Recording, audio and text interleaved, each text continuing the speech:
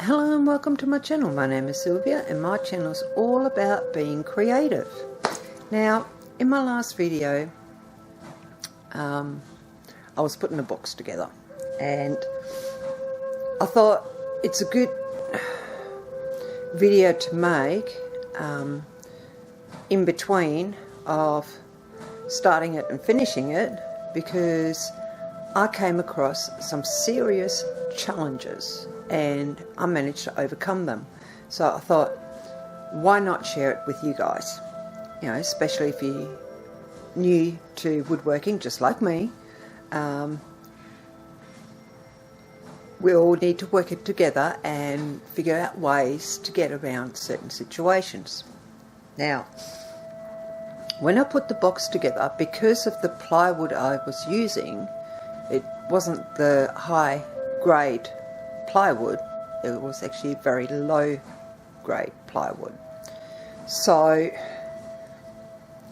the challenge I found was the box wouldn't square up, and I was stressing over it. I was just about pulling my hair out, everything.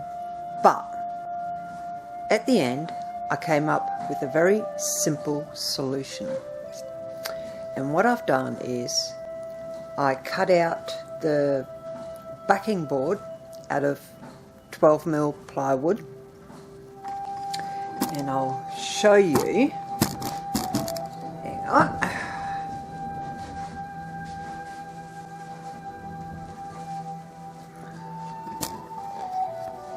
So, as you might be able to see, I might have to put it further back, it pretty much lines up. This time it's only like, whoop, sorry about that, it's only a smidgen out, not anywhere near as bad as what it was, because it was something like 30mm out.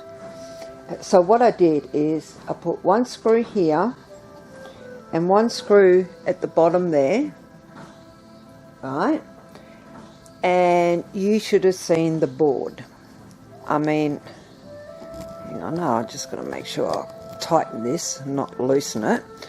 So basically, if this is the box, right, it was sitting perfectly over here, but it ended up sort of like over here.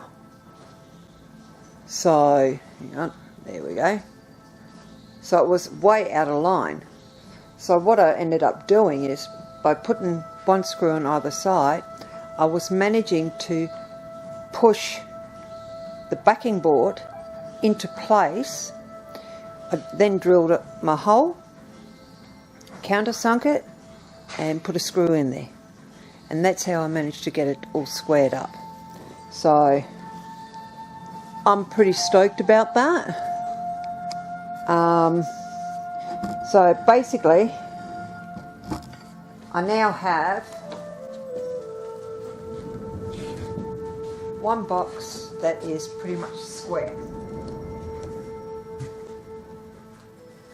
And the next thing that I will be doing is, first of all, what I've got to do is, because this board here, it sort of sticks out a tiny bit up here. So I'm going to try and smooth that off. And then I'm going to create a frame. Now I've got to decide how I'm going to do my drawers, because it's 900 in height. And I need to work out how many drawers I'm going to put on each side. Now this side is a little bit narrower than the other side, so done on purpose that way. And the one thing I also want to do is, when I actually build the drawers, certain ones are going to be very specialised to make sure everything is neat and tidy in there, and you know, easy to get to, etc. So, and keeping in mind it is for the heat press. So it's not like I'm going to be putting major big machinery in there. However, you know, sometimes when I get my prints made up, because it comes on a roll, I should, in theory, maybe be able to put it on this side, but I'm not 100% sure. So, but I can also store things like mugs or something like that in there, so I don't have to have a shelf. I'm literally just going to play it by ear and see how can I make it work.